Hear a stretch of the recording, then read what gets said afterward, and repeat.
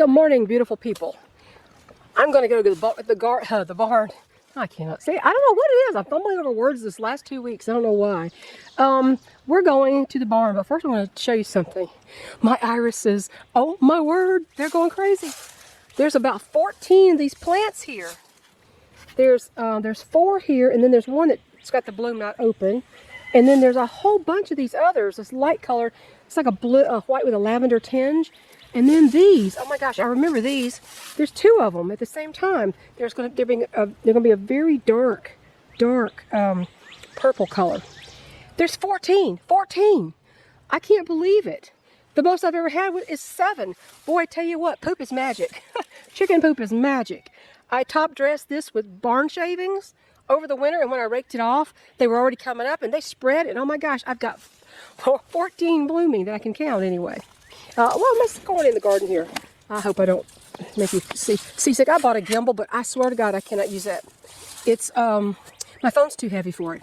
It's supposed to handle my phone that I have, but that's too heavy. I got a very large one, so it's, anyway.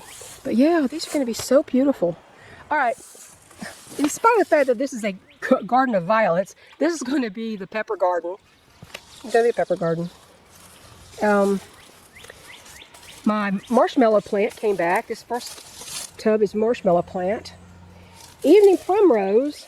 This, I think, is evening primrose. It's supposed to have come back. It's full of violets too, though. That's a carpet of violets. And I have 5 different peonies planted and 2 hibiscus, and another rose is planted, and then I've got another climbing rose coming. There is 1 peony planted right there in the center, where the marker is. I don't know what's growing in here on these other tubs. I can't remember. I think that's elecampane, which is an herb. I don't even know what it looks like, if that's what that is growing. I just planted it from a packet I had from last year. And yeah, I want to show you the tunnel though. I've planted my tomatoes. My little tiny seedlings I started, and you know, they get leggy and you have to plant them up to the head of them to plant all that underground. And see my little piggy? That is a solar light. Boy, that thing and these little things right here, those little balls, they're solar, and so this is really lit up at night. It's really kind of pretty.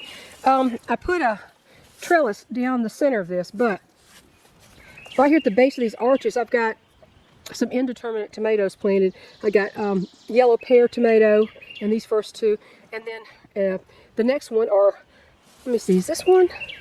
Yeah, the next one are tomatoes that my husband seed saved. This one and the one there and there.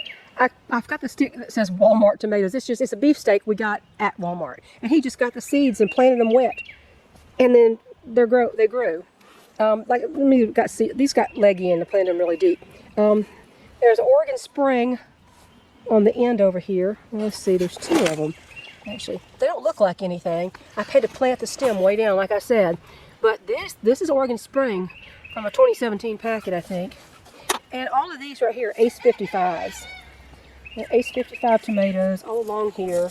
And I interplanted some on the other side over there too. And then over here I've got beefsteaks I grew from a 2017 packet. I've got, oh goodness, what is this? Yeah, that's another one. And then over here I've got beefsteaks. Let me see this. Yeah, that's some of the beefsteaks I grew from 2017. I mean, the packet from 2017 I still had. And these others are watermelon beefsteak. They look like watermelon, kind of striped like watermelons. Along here, I've got a lot of marigolds planted along there. And there's a peony in there, right there where that marker is. They're bare roots, so it'll be a while before they come up. And there's that bare root in there. And the forget-me-nots that came back from last year. Over there is a Montezuma grandiflora rose I planted. And, well, I forgot something over here. I'm getting through here. Sorry if I'm making you seasick. I got a peony. There's a Carl Rosenfeld peony I found. My husband found at the co-op for $14. I was seeing them for $50 at places like Home Depot and Lowe's. $14.95 for that peony. And there's another one over here. This is the Sarah Bernhardt peony, and it's going to be a pink one. Yeah, so there's that one. $14.95. I couldn't believe it. He went to get the feed and called me and said, the co-op has peonies. It's called Garden Peony. And I said, well, what variety are they? He told me, and he said, I said, well, how much are they? He said, $14.95. I said, get me one to eat. Just get me one. And of course, I put my basil, not basil, my rosemary plant here, and I got a new rosemary plant over there. And this is a fairy rose, called fairy rose, a little tiny rose. Anyway, that's enough of that. I was headed to the garden because I wanted to tell you a story about the little rooster who couldn't keep his beak to himself, which got him exiled. And he almost died the other day. And I'll have to tell you this story. I haven't told you yet. I've been meaning to. But there he is, the little rooster who couldn't keep his beak to himself, Axel. There's Axel. He's got scabs all over his comb from the last time he had a little tussle. And I'm going to sit down and I want to tell you what happened with Axel. And I gave him Ren. I gave him Ren back there. Say hello, Axel. Say hello, Axel. He's the sweetest thing. If I had somebody in my area who would take Ren and Axel and give him a home, I'd be so thrilled. Because Axel is an angel, except he will not get along with any other roosters. He has to fight. He has to try to be the top dog. And the other day, he almost died. Yeah, true. Let me sit down here so I can quit running this camera. All right. Mr. Axel almost got in some trouble. He did get in some trouble the other day. I was at the garden. I had Axel and Ren out on their own, and the main flock somehow bumped the door, and they got the door open. The back pen door open, and I didn't know it. And so there were roosters out there with Axel. Oh, and I was at the garden back over here, just outside the garden, and I kept hearing this thumping in the barn, just thump, thump, thump, thump. And I thought, what the heck? And I went to see, and when I went down the end of the barn aisle, there was a pile on the bottom at the end of the aisle. I have to show you where it is. You can just see the blood spots probably. I'm still trying to clean this barn. If it ever stays warm enough and dry enough, I will. Yeah, right here. Let me see. Right here on the floor. I saw a rooster on his back, not moving, and Dane over the top of him, pounding his head, pounding him in the face. Right here, actually, all the spots, that's dried blood. I ran and grabbed him up. They were both covered in blood. Both covered in blood. Get out this barn here. They were both covered in blood. And I grabbed up Axel, and I thought he was dead. He wasn't moving. He was just letting his brother pound him. His brother had beaten him so severely that I thought I was just going to lose him. Once I cleaned off all the blood, took him in the house, I actually put him in the sink, washed him, blow-dried him. And you know how long it takes to blow-dry a chicken with feathers? Oh, my God. Yeah, Axel, where you going? Yeah, I can't go that way, or it'll be a really bumpy ride for you. I bathed him, blow-dried him, and you know, chickens love that blow-dry. They love that warmth on them, as long as you don't, keep it moving so it don't burn them. And brought him back and put him in a cage, and then I went to get Dane. And I grabbed up Dane, and I looked him over. Almost all the blood on Dane belonged to that boy. Axel was the one who caused all the trouble, fighting for 3 days with Dane. They were both a bloody, scabby mess. And that was a long time ago, and that's when he first got in trouble. They just out of the blue, they just started. What are you scared of, Ren? You scared of my camera? It's okay. Don't be such a goofer. Girl, you were such a crazy thing. So anyway, Dane was, for once, Dane got in the upper hand. And you know, it's interesting. I have seen one more rooster on his back one time, and that's when the main flock got out. When Mace, who is Axel and Dane's older brother, when he got out, when he wasn't supposed to be out with the main flock, or vice versa, I can't remember who was out first. And I came out here, and Mace was on his back, but Bodie had kicked his rear end, and he left him there. He didn't keep pounding on him. He defeated him, and he walked away. Bodie's a wise leader. Let's just say Bodie's a wise leader. Axel is not so much wise as just plain old bullheaded. But if you pick him up, he's just an angel. He will not bite. He does not flog. None of these Bantam coaching roosters is human aggressive. None of them, not one. They're the best tempered roosters. And generally the main flock gets along. Well, they've left me.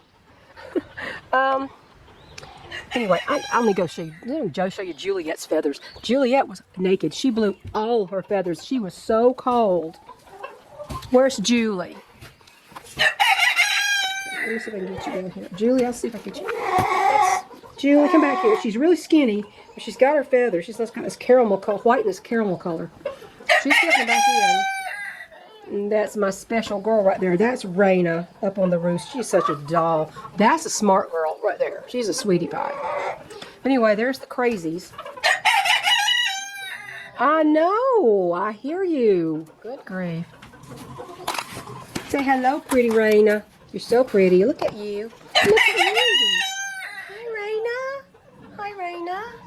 That's a good girl right there. She's the only calm, smart, and Easter egger in this whole bunch. And there's crazy Shelby right there. That girl, she's so pretty, but that girl is the dumbest hen. Dumbest hen. She's one sandwich short of a picnic, I have to say. But then you've got your bonus. There's Bash. Say hi, Bash. Let me get this in. Hey, Bash. Hello, my handsome, sweet boy. Oh, he's still doing that gagging thing. I don't know what's wrong. I don't know what's wrong with him. Anyway, we just had somebody come give us an estimate on our roof. Not doing the repairs, just cleaning it. Cleaning is full. Some areas are full of moss. I ain't got nobody out here to look at.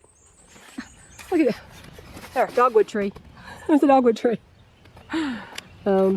By the way, I found out this morning our peach tree is full of peaches. It survived all those different frosts, and it is full of peaches. The difference now, the last couple of years has been full of peaches, even though they haven't all come to maturity without getting bugs or something. Azomite.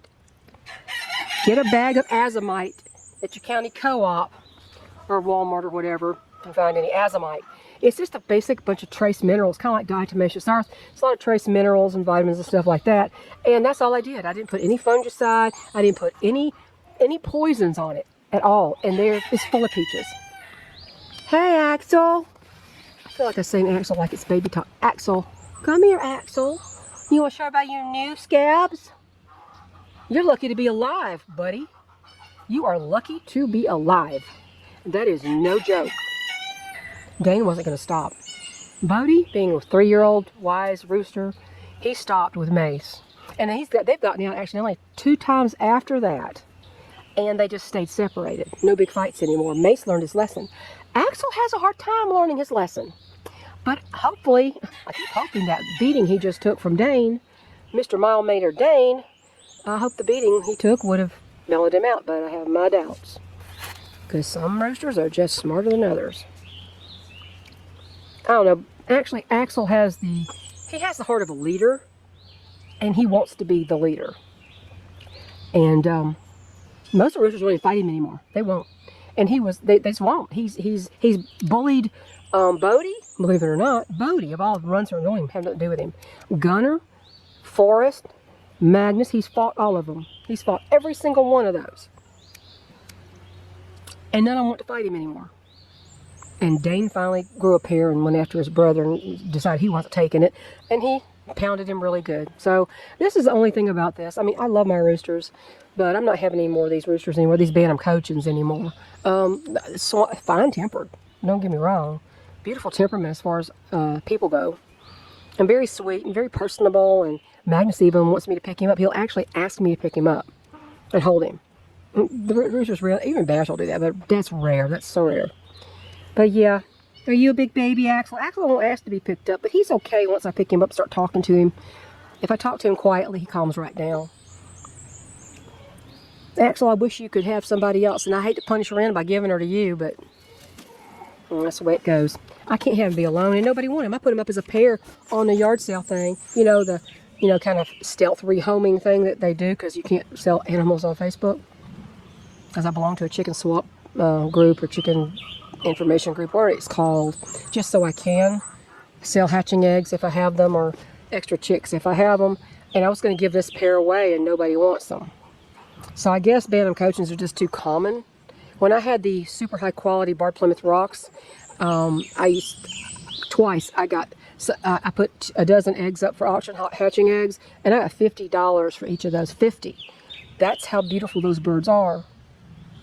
And when I had Bash's sons and I had to rehome young males, I'd have no problem because They're well known for temperament. They're very impressive to look at. Well, of course, you know Bash. They're just super impressive to look at. And I had no trouble selling those or rehoming those. Even Hector's sons. Hector wasn't as, I don't think he was as good as the Marvin Stukel Barred Plymouth Rock variety. He's still high quality. And I was trying to sell these 2 males who were 10, 11, 12 weeks old, I forget, and out of Hector. And I still had, Hector was here, and the guy said, do you still have their sire? I said, yes. He said, can I see him? I said, sure. So I brought Hector outside, and he said, that's the best one I've seen in ages. And this man was a breeder. He knew quality. So they were so much easier to rehome, the extras, when I had the high quality birds, or the very impressive looking birds. Little Bantam Cochins, they're just a fun bunch, so people, and the thing is, a Bantam Cochin rooster is a good primer for somebody who never had a rooster before and wants to get used to having a rooster. I would say they're a good introductory rooster. Let's put it that way. I think they're great. But no, and I can't. I have to cut their spurs. I can't see their spurs. Bodie and Gunner have spurs that are really in need of some major trim. It's like a scimitar, curved scimitars, and they almost go back to their leg again. So I need to hold them down and use the Dremel tool and cut off their spurs, or cut them in half. I don't cut them off. I cut them in half. I'm not taking away their weapons. We have too many creatures out here for me to take away their weapons. Anyway, we've lost. This is as far as my little zoom on this camera will go. I don't have a true zoom lens on this camera. This is the one that actually came with it, and I just never spent another $100 to $200 to get another one. But anyway, I'm going to leave you with the center medallion for the quilt. It's finished now, and I put a border on it to make it the colors in the middle pop. And I'm going to go out from there every round, go on around 4 sides with another kind of block. This medallion measures about 20 by. It measures 24 inches square now with the border. And I think it's, I don't know, making the rest of it look as the rest of it pop like the center does is going to be a little bit more difficult, but I have a few ideas, and I'm going to start working on those. My machine will be here, I guess, Thursday, and I guess we'll start putting her through the paces. So that's all. Just wanted to update you on that stuff. I don't think there's much else to say. I have a couple of hibiscus up there in the pots by the sidewalk, tropical punch, and is a variety, and one's supposed to be orange and one's supposed to be pink. To me, they look like they come out close to the same color. It's probably a salmony pink, actually. But anyway, I love those. And I don't know. I'm still waiting for the guy to tell us what the roof is going to cost. They do it 45 cents per square foot, and they get the whole roof area and lay it out. This roof's got black streaks on it, and it's got a big bed of moss growing around on the porch roof because it's not as vertical, and all that needs to come off before I can think about fixing the leak in it on the porch.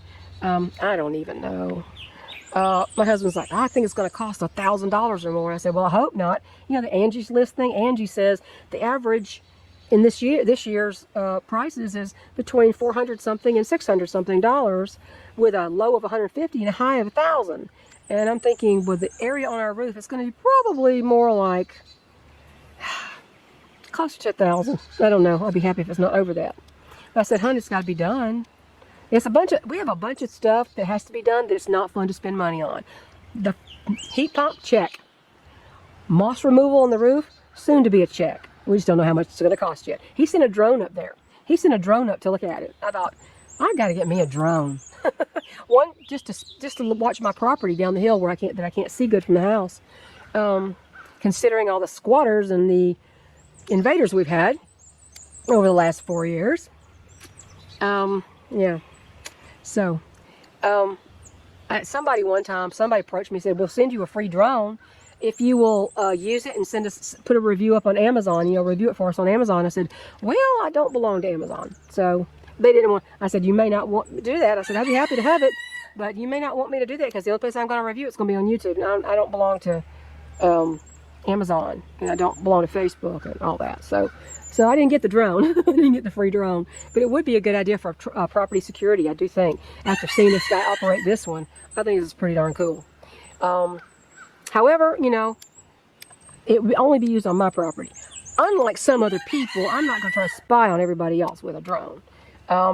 If somebody did that to me, they would lose it. definitely would lose it.